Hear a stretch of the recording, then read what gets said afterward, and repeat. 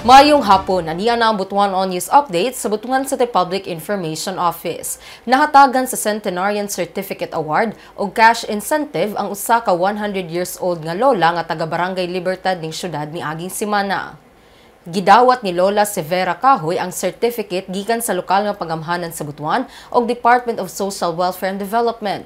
Duna subchecking nga nagkantidad og 100,000 pesos gikan sa DSWD o 50,000 pesos gikan sa lokal nga panggamhanan. Ang pasidungog subay sa SP Ordinance No. 4757-2015 o an ordinance establishing the Centenarian Award to qualified citizens in the City of Butuan and providing benefits and funds thereof o sa Republic Act 10868 o Centenarian Act of 2016. Sumala pa sa pamilya ni Lola Severa nga gulay ug isda gayud ang iyang paborito nga ginakaon. Mapasalamaton sab sila sa Ginoo nga taas nga kinabuhi ang gihatag kang Lola Severa. Taas ang respeto ni Butuan City Mayor Ronnie Vicente Lagnada sa mga katigulangan sa syudad tungod usa sila ka ehemplo sa nation building sa nasod. Sobra kilo nga kalipay. Murag talag sa ko nang makaabot anang 100 years. Centennial pa. Bansa among pamilya.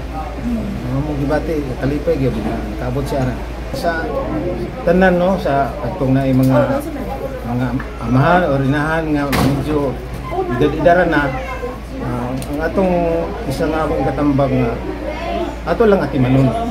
Timanon na ato atong katigwa nga ato sa suportahan dili ang pasagdan sa mga kinahanglan nila ato gi siya ang panon. Ato bang dasigon siya nga dili kay pasagdan. Kay isa siguro nga nakadugang po ng mama nga naabot siya nga idara tungod sa kami mga igsuon. Nakasinabot mo limitan na puli-puli na ganimi pagkatiman. Samtang sa laing balita, nakabaton sa relaxation package pinaagi sa Juanas Wellness ang mga kababainhan nga anaa sa Butuan City Hall, maempleyado man o kliyente aton sa kasaulugan sa International Women's Day adlong Biyernes.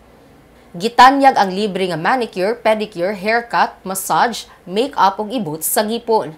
Nanguna sa aktibidad ang God Focal Person nga si Rosalito Libres og City Health Department Healthcare and Population Development Division. Katuyuan sa Juanas Wellness nga mahatagan og relaxation ang mga kababainhan, ingon pa man nga dako ang ilang papel sa pamilya o komunidad. Ug mao kadto ang updates ning adlaw. Alang sa uban pang mga updates, i-follow i-like ang official Facebook page, TikTok, Instagram ug Twitter ug subscribe sa YouTube channel sa Butuan City Public Information Office. Ako si Michelle Hamudyong. Daghang salamat.